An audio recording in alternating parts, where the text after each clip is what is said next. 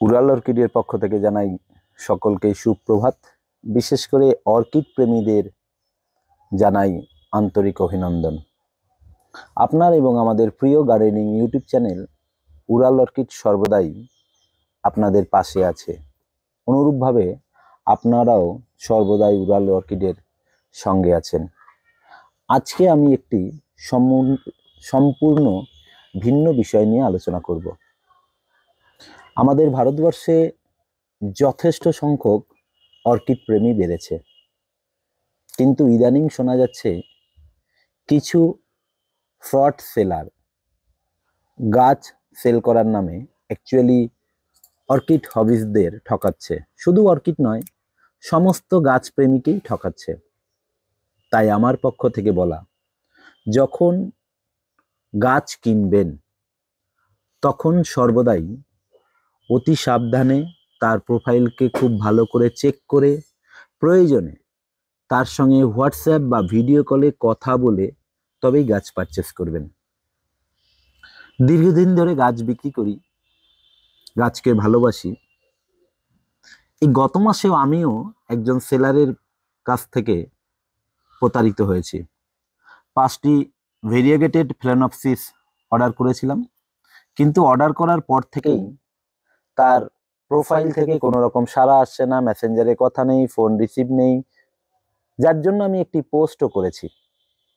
কিন্তু তাতে আমি গাছগুলো কখনোই পাবো না। হয়তো কিছু মানুষ সচেতন হবে। তো ফ্রড সেলার হইতে সাবধান। এর পরেও যারা বাস্তবেই গাছ সেল করে থাকে, তো তারাও আমরাও আমিও একজন সেলার। তো সেখানে কিছু ত্রুটি আমরা করে থাকি, বিশেষ করে বক্সিং এর ক্ষেত্রে। যখন আমরা গাছগুলোকে বক্স করব তখন বেশ কিছু ত্রুটিপূর্ণ কাজ করে থাকি। এই ত্রুটিগুলোকে এড়িয়ে যেতে হবে বা সঠিক পদ্ধতিতে গাছ প্যাকিং করতে হবে।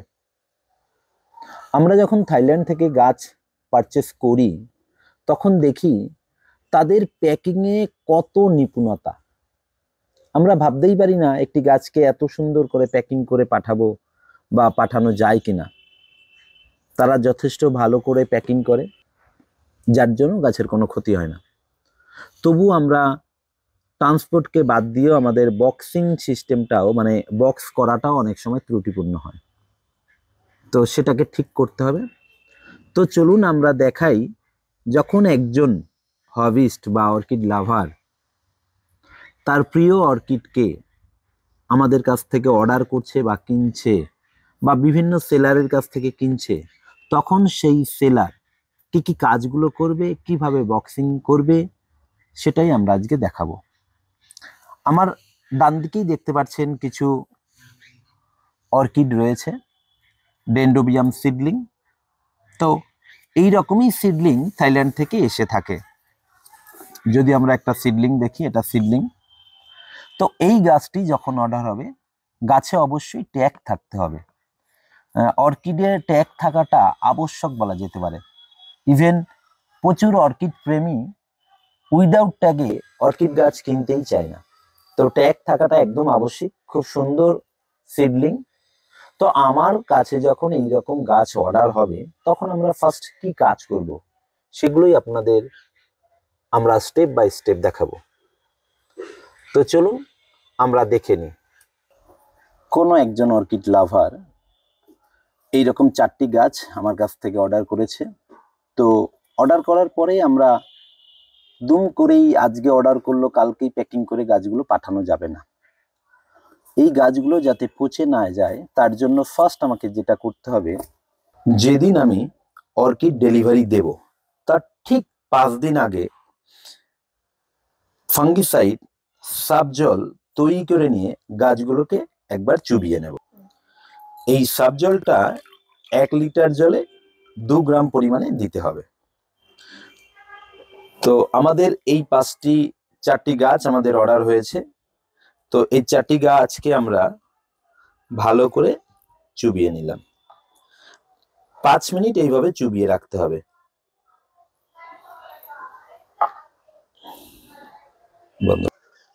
5 মিনিট হয়ে যাওয়ার পরে আমি সাব জল থেকে তুলে নিলাম, ফাঙ্গিসাইড জল থেকে।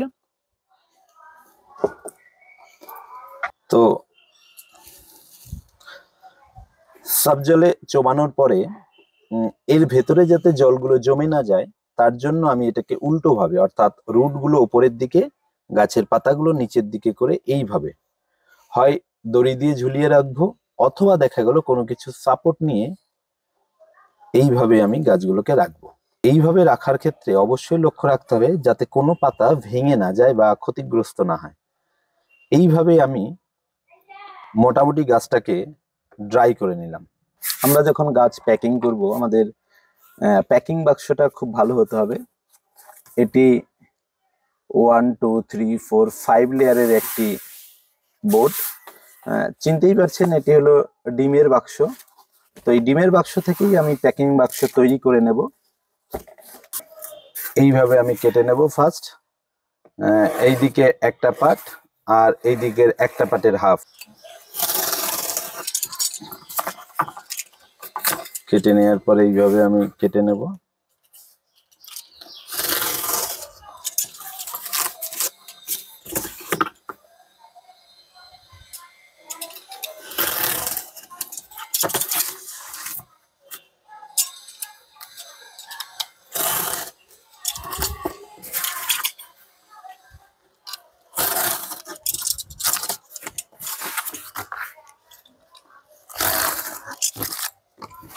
স্টপ করে দাও। ঠিক এইভাবেই একটি বাক্স করে নেব, ঠিক এইভাবে ভাঁজ করে এরকম, আর এই সাইডে ভাঁজ করলে এরকম ত্রিভুজ একটা বাক্স হবে, যেটার লোড নেওয়ার ক্ষমতা অনেক বেশি। তো ঠিক ডেলিভারি দেওয়ার আগের দিন আমি কি কি করব, ঠিক যেদিন ডেলিভারি দেব তার আগের দিন গাছগুলোকে একবার দেখে নিতে হবে। গাছগুলো যথেষ্ট ড্রাই হয়ে গেছে, কোকোহাক্স সম্পূর্ণ ড্রাই, তো গাছগুলোকে পাঠানো যায়। তো গাছগুলো যেদিন পাঠাবো ঠিক তার আগের দিন আমি পেপার মুড়িয়ে তাকে বক্স করব। গাছগুলোর পাতা যথেষ্ট ঠিকঠাকই আছে, 5 দিনে কোনো রকম পরিবর্তন হয়নি। আমি যখন পেপার মোড়াবো তখন পাতাগুলো একদম সামনের দিকে সব টেনে নিতে হবে। উল্টো ফোল্ড যদি হয় তাহলে পাতা ভেঙে যাওয়ার সম্ভাবনা থাকবে না, ভেঙে যাবেই। তো তাই আমরা কি করব, গাছগুলোর পাতাগুলো সবসময় উপরের দিকে টেনে নেব। এবং এই যে পেপারটা রয়েছে, পেপারের কিছুটা ভেতরে গাছের পাতার লাস্ট পর্যন্ত থাকবে। আমি এইভাবে আস্তে করে মুড়িয়ে নেব। আমার মোড়ানোর সময় নজর রাখতে হবে যেখানে কোকোহাক্স ছিল সেই জায়গাটার দিকে, এই কোকোহাক্সের লাস্ট। এবার কিছুটা মোড়ানোর পরে এটাকে ভাঁজ করে দেব। এইভাবে ভাঁজ করে নিলাম। এবার আমি কোকোহাক্সটাকে ধরে, পাতায় কোনো চাপ দেয়া যাবে না, তাতে পাতা ভেঙে যাওয়ার সম্ভাবনা থাকে। এইভাবে আমি নিলাম। কোকোহাক্সের এইখানে আমি একটি টেপ লাগিয়ে দিলাম আর উপরে একটি টেপ লাগিয়ে দিলাম। কখনো পিন আপ করার চেষ্টা করবেন না। এবার দেখুন এই সাইডে আমার কোকোহাক্স আছে। এটা যদি সামান্য ভেজাও থাকে, যদিও ভেজার কোনো প্রশ্নই নেই, যদি ভেজাও থাকে তাহলে এখানে অনেকটা মোটা এবং ফোল্ড করে কাগজ দেওয়া হয়েছে, আর উপরের দিকটা ফাঁকা রাখা হয়েছে যাতে এতে এয়ার পাসিং সিস্টেমটা ঠিক থাকে। আমাদের গাছের পাতায় অনেক সময় জল ধরে রাখে, সেই জলটা বাষ্পায়িত হয়ে যাতে বেরিয়ে যেতে পারে তার একটা এখানে ব্যবস্থা করা হয়েছে। আবার যদি আমি দ্বিতীয় গাছ দেখি তাহলে ঠিক এইভাবেই আবার ধরবো। একটা পেপার নেব, প্রথম দিকে পাতার এই দিকে ধরে তারপরেই পাতাটাকে আর ধরবো না, আমি তখন কোকোহাক্সের দিকে চলে আসবো। আবার কিছুটা মোড়ানো হয়ে যাওয়ার পরে এইভাবে আমি আবার একটা ভাঁজ করে নেব। এই যে ভাঁজটা দিয়ে দিলাম, এর ফলে কি হলো, কোকোহাক্সের এখানে কাগজটা অনেকটা বেশি থাকলো।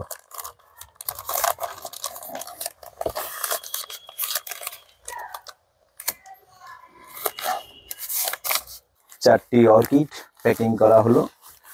সামনের দিকে দেখতে পাচ্ছেন সমস্ত পাতাগুলো দেখা যাচ্ছে, আর এর পেছন দিকেই রয়েছে গোড়াগুলো। তো আমরা মোটামুটি গাছগুলো দেখেও বুঝতে পারবো কোথায় মাথা এবং কোথায় পাতা আছে। এরপরে আমি ঠিক আগের দিন সন্ধ্যায় যে কাজটি করব। তাহলে আমার 4টি গাছ পেপারে মোড়া সম্পন্ন হলো। এরপরে আমি এই দিকে দুটো মাথা আর উল্টো দিকে দুটো দিয়ে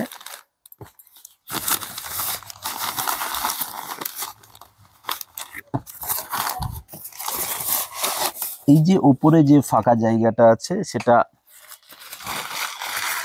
ফিল আপ করার জন্য আমি এরকম পেপার দিয়ে দেবো, কারণ বক্সের ভেতরে যাতে কোনো রকম ফাঁকা না থাকে সেদিকে আমাকে কিন্তু নজর রাখতে হবে। দিয়ে দিলাম।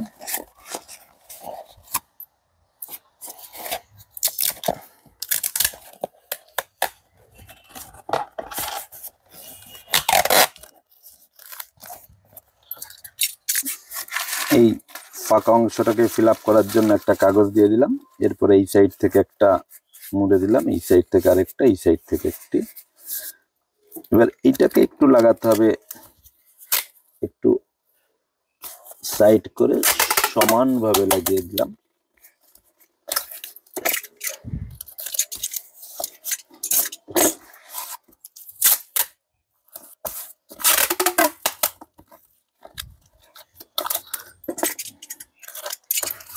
তিন দিক থেকে লাগিয়ে দিতে হবে।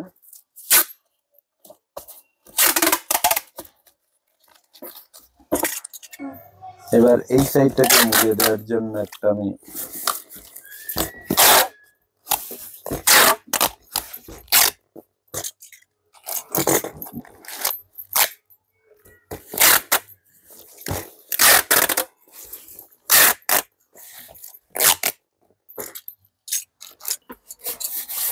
আমরা যদি এরকম একদম এই পদ্ধতিতে বা প্রপার ওয়েতে প্যাকিং করি তাহলে একটি গাছও মারা যাবে না।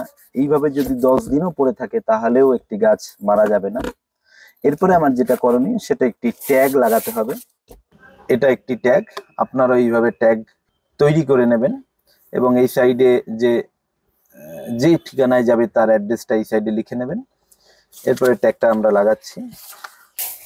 এইভাবে ফার্স্ট আঠা দিয়ে এই জায়গায় সেট করে নিতে হবে। তবে হ্যাঁ, অ্যাড্রেস সেট করার আগে আপনারা আগের দিনই রাত্রে যে আপনার কাছ থেকে গাছ কিনেছে তাকে অ্যাড্রেসটি সেন্ড করে দেখিয়ে নেবেন সমস্ত কিছু ঠিক আছে কিনা। এবার দেখা গেলো এই অ্যাড্রেসটি অনেক সময় জল লেগে আদার্স কোনো ভাবে নষ্ট হয়ে যেতে পারে, যার জন্য এটার উপরে কি করতে হবে, একটি সেলো টেপ লাগিয়ে দিতে হবে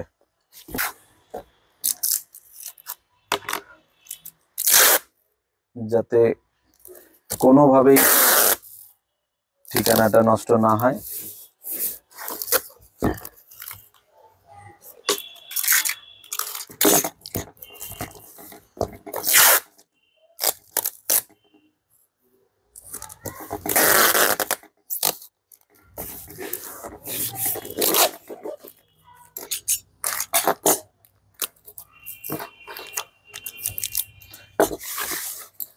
এবার যদি এর উপরে জলও পড়ে তাহলেও কিন্তু কোনো রকম সমস্যা আসবে না। তো আপনারাও এইভাবেই প্যাকিং করুন। এইভাবে প্যাকিং করার পরে আপনি এর 3-4 দিকে অন্তত 3-4টি ছবি তুলে রাখুন এবং সেগুলি বায়ারের কাছে পাঠান।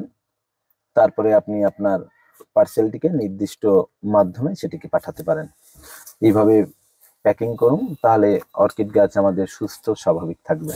আমাদের ভিডিওটি যদি ভালো লেগে থাকে তাহলে প্রচুর পরিমাণে শেয়ার করুন, সঙ্গে অবশ্যই লাইক করুন।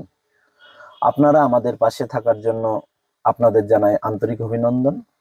আপনার এবং আমার প্রিয় গার্ডেনিং ইউটিউব চ্যানেল উড়াল অর্কিড। এই উড়াল অর্কিড খুব দ্রুতই আরো একটি নতুন ভিডিও নিয়ে আসছে আপনাদের সামনে। ভালো থাকুন, সুস্থ থাকুন, গাছকে ভালোবাসুন।